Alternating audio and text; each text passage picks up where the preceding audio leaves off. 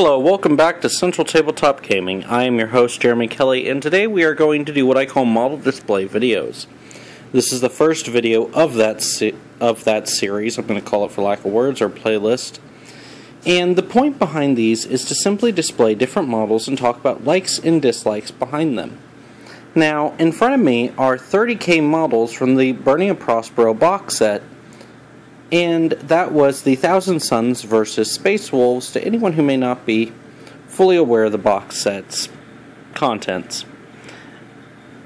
What I wish to discuss is the different models. Now, these are not painted the Space Wolves and the Thousand Suns colors. Instead, they're painted from different factions during the 30K era. For example, this one here is actually supposed to be a representative of the Death Guard from when the Horus Heresy was still around, and not the modern version where they are happily plagued by Nurgle. Now, one thing I've learned to like about these is the very distinctive helmet. Don't quote me on these. I believe these are Mark III iron armors, and were actually designed similar to that of the Squats, which are basically space dwarves that no longer exist in canon that I'm aware of. I believe they've been removed. So, if I'm wrong, again, please comment so I may figure out if I'm right or wrong. So, what I love about this is the very distinct helmets.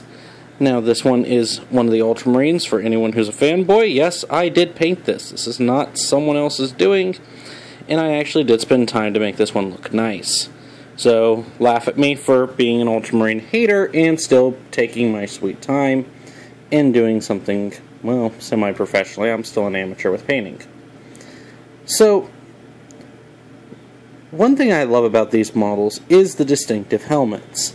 The distinctive look that gives them almost a knightly appearance. I would like to compare these quite a bit to the Grey Knights. And there's something special about that look that makes them look more earthly. I feel familiar with it. I feel like it's something you can relate to. I feel like it's impressive. I never feel like it's bland. And sometimes the modernization of the armor for the 40K universe, that look just seems so off to me. I never really feel like it's super impressive. And one other thing I've learned to prefer about these models is they are actually slightly, not very much, but slightly larger than their 40K counterparts. I'm going to attempt my best to give you a side-by-side comparison. I've already tried this 3 times and had to completely restart videos.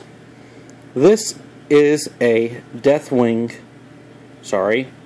a Dark Angels librarian. And when you lower, I'm trying to lower my camera gentle here, but you can see there is a slight size comparison difference. I'm not going to say it's extreme enough to make or break the look, but it does give a little more of an imposing look to the 30K version. And that's something I actually like. The only other time I've ever seen models bigger than this is obviously the brand new Primaris. I have a love-hate with those. I have my own personal theories, but we're going to cut that out for today. And I would like to say that I actually do like the fact that it seemed like they were getting smaller, like they were trying to become more human size. And using that same logic, an Imperial Guard is smaller than the latter.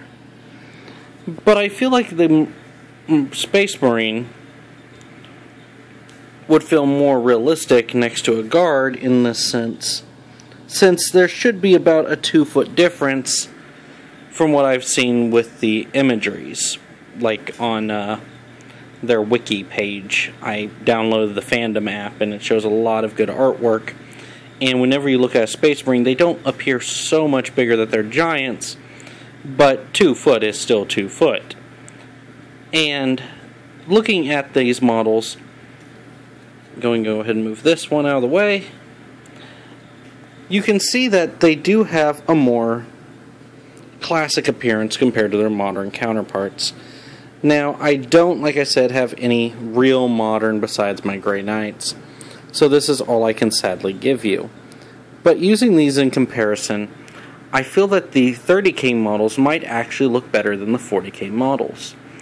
And I say this in a sense that if you can afford to get these, I would highly recommend them. They add a unique flair to your army, give it a more vintage taste to the modernization of the 40K universe, and it would just be nice to see more of these on the table, even if they were just specialty models. I actually recommend using them for purposes like my Death Guard, in the sense of you make them look like they're supposed to be bigger and bulkier. For, say, like a Devastator squad, I think he would be better than, say, something like this fellow over here, who looks like your standard tactical. But I'm keeping this video relatively short. If you enjoyed this video and you would like to see more, please like, subscribe, and comment. Again, this is Central Tabletop Gaming's Jeremy Kelly. Have a great day.